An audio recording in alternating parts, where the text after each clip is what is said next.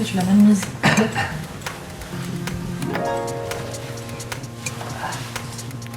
Moi, je fais beaucoup trop serré. Ouais, c'est trop serré. Ok, je peux l'essayer. Hello, my name is Mégane Brügger. I studied cinema at ECAL in Switzerland and I come from Lausanne. So I took some notes on my computer because I don't speak English very well, so be kind with me, please. So my short film Maman danse is about my mother and the domestic violence she went through. It's an intimate film that mixes reality and staging. The idea came from a personal need to give her a voice, first of all, and to transform a painful experience into a form of creation and resistance. The film also explored the question of education. How can someone raise a child within a climate of violence? Personally, I have very few memories of my childhood, so this pushed me to give my mother a voice, to hear a different story than mine, and to put the two in dialogue. For the reference, from the moment I start working on a film, everything I read, the play I see, the films I watch, the discussion I have with others, even these sources, even if these sources seem more or less distant of the project, everything connects to the film I'm writing. This means that I take notes constantly, on paper, on my phone, on my head, in my head. The idea is to never lose sight of the project and to realize that almost everything can be connected to the story, to the global theme of the film.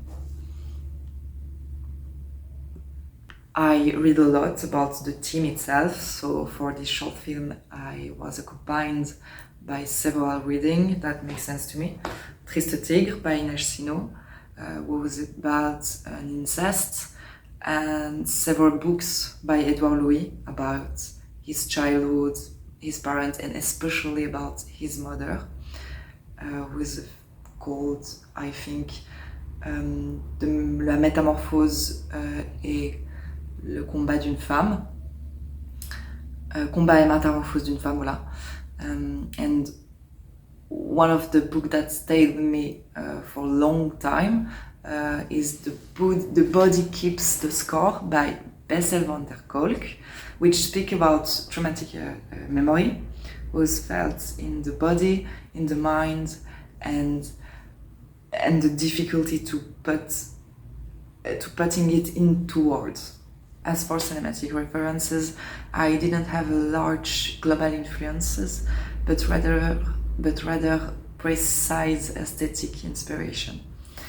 My Uncle Tudor was a short film impressed me with the way a house full of memory becomes a poetic and almost haunted place, because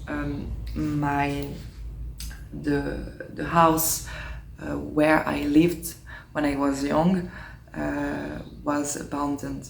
So when I came back to the house, I felt that it was very important to give space to the haunting mood. Russa, who is another short film,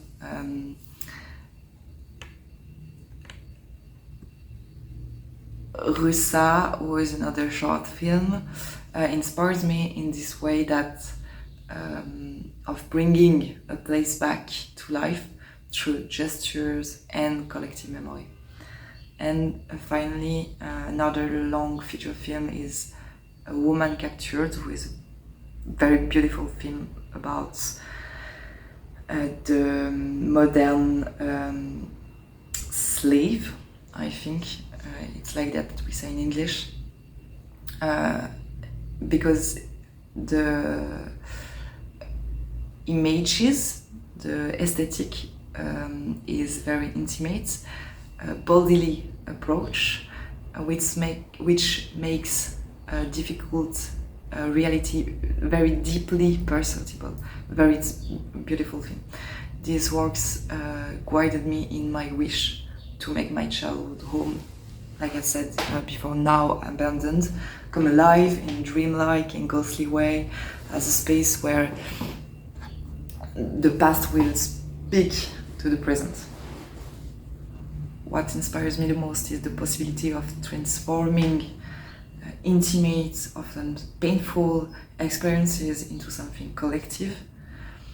I think cinema allows me to create space where voices can resonate together and where indivisible stories can be seen and heard, and I think it's the best way for me to create film. Okay, thank you very much. I'm very glad to being able to talk about my film, and have a nice day.